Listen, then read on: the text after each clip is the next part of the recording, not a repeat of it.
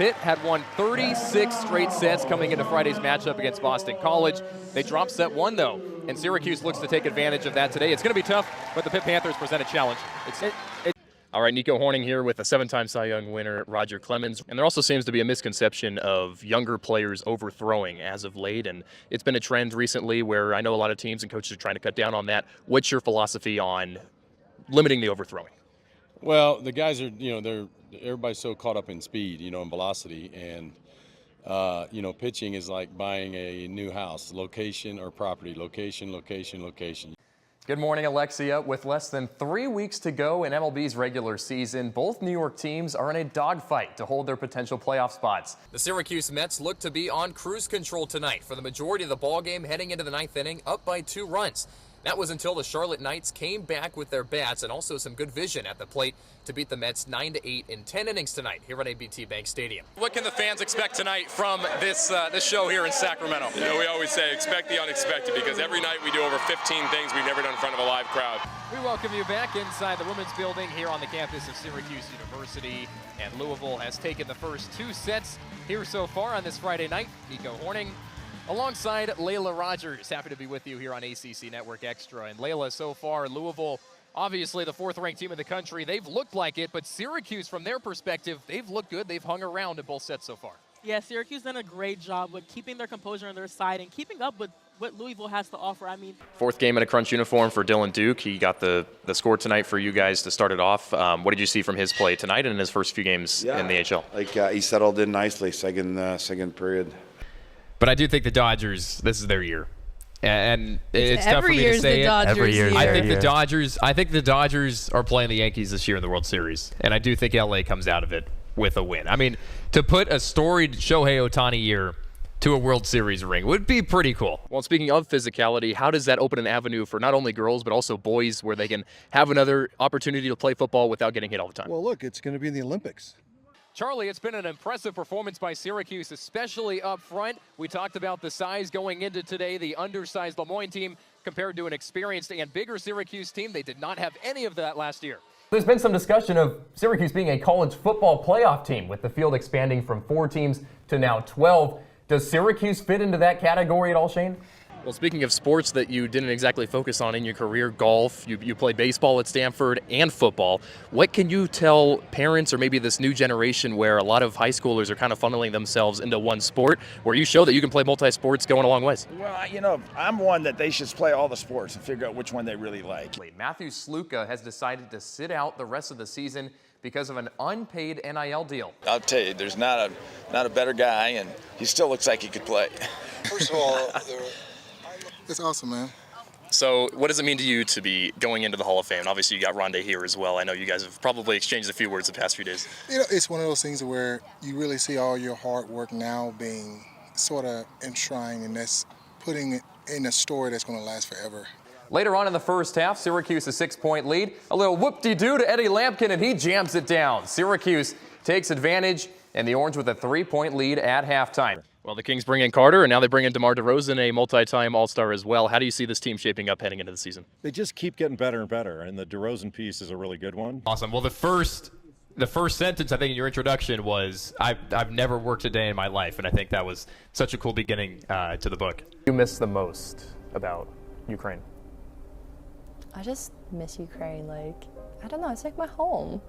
Thanks, Ian. ACC's newest teams, Stanford, Cal, and SMU, have created another layer of drama when it comes to travel and women's soccer. Since the expansion of the conference ahead of this year, plenty of discussions have revolved around the obstacle of limiting miles in the air for student athletes. The first sport to be put to the test is soccer. So let's dive into what a few teams are feeling this season. We start here in Syracuse, where the Orange and the Tar Heels are going at it right now. That comes after Syracuse lost to SMU last week. They had to travel to Dallas and then came back. That's the farthest Syracuse has to go to this year. When this game's over, North Carolina, they'll jump on the plane, head back home to Chapel Hill, play a couple of games before gearing up to travel all the way across the country to Northern California. They'll play Cal, cross the Bay Bridge, coast through San Francisco, and play Stanford as well before coming all the way back to the East Coast. So one West Coast trip for UNC.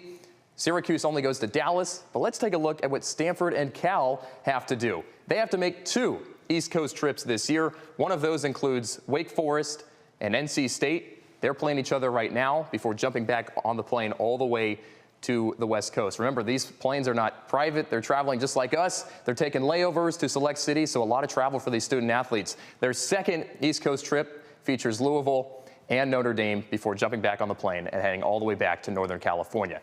That is Stanford and Cal. Stanford, on the other hand, also has to travel to Dallas and play SMU. 12,000 miles total for the Cardinal this year. The other 9 ACC teams stay up and down the East Coast. They got rather lucky, and Syracuse got lucky as well with the easier end of things when it comes to air travel this season, Ian. This series really is shaping up to be the best of the best. The two most popular teams, the best players, the two most populated cities in the United States, and the top seeds from each league make it all the way. The list goes on and on. All right, so now that the scene is set, let's dive into exactly what has changed in the last 43 years since the iconic franchises last played each other. As far as the ticket prices go, they have astronomically shot up. In 1981, it was roughly $5 to sit in the bleachers, and the cheapest ticket for any game of this year's World Series is more than $1,000, and that's to sit way up top. If you want to sit down low behind home plate, you're looking at more than $10,000. But that's not the only change. In 1981, Ronald Reagan became the 40th president of the United States. USC running back Marcus Allen won the Heisman. And look at some of these everyday prices of items back in the United States several years ago. Well, Taylor Swift isn't coming to the Dome or any other venue here in central New York for right now, but a night dedicated to Swift's Eras Tour hits the ice this weekend. No one can get tickets to this concert. So we thought, let's give away tickets. And luckily, Fan Cave Tickets, who's one of our partners, were able to get a hold of 2 tickets, and that's where it all came together. The planning of Eras Night at Saturday's Syracuse Crunch minor league hockey game gets put to the test. Cahill explains the goal of bringing in Swifties who don't particularly have an interest in hockey. So we're getting a lot of Taylor Swift fans, and we know there's a lot of them in central New York, to come to the game and experience Crunch hockey for the first time. While Taylor Swift and Travis Kelce might not be walking out of this tunnel together here on Saturday, there will still be several Syracuse Crunch and Belleville Senators players to watch skate in front of many Swifties. We're excited to see the outfits. We're excited to see the fandom. We know Swifties are a very hardcore fan base, and it's awesome. They have a lot of love for Taylor Swift. So I think it's going to be really cool when they come in their outfits and they have their friendship bracelets. And we hope that there is going to be the friendship bracelet trading and everything that you expect at the Eras Tour happening here. Friendship bracelets have become a huge part of Swift's tour, but that's not the only thing the Crunch are promoting on Saturday. So we'll have, obviously, that bracelet making station in Memorial Hall. We're going to have a DJ in Memorial Hall playing just Taylor Swift music. Obviously, you'll hear Taylor Swift music in the arena. And then the big thing is the ticket giveaway that we're going to be announcing during the third period. 2 lucky fans will walk away with free Eras Tour tickets in Toronto, but Cahill describes the feeling she'd prefer to see from most fans after the game. I want them excited about Crunch hockey. Maybe they've never been to a hockey game before, or they've never been to one in Syracuse. I want them to see how passionate our fan base is, to see how exciting the game is, to fall in love with the sport and how fast the athletes are on the ice and how passionate the fans are when they're cheering and everything about the environment and coming to a Crunch game. Maybe some fans will be feeling 22 on Saturday when the Syracuse Crunch hosts the Belleville Senators at 7 o'clock. All right, we go now from the rink to the hardwood with Geraldine Paglia.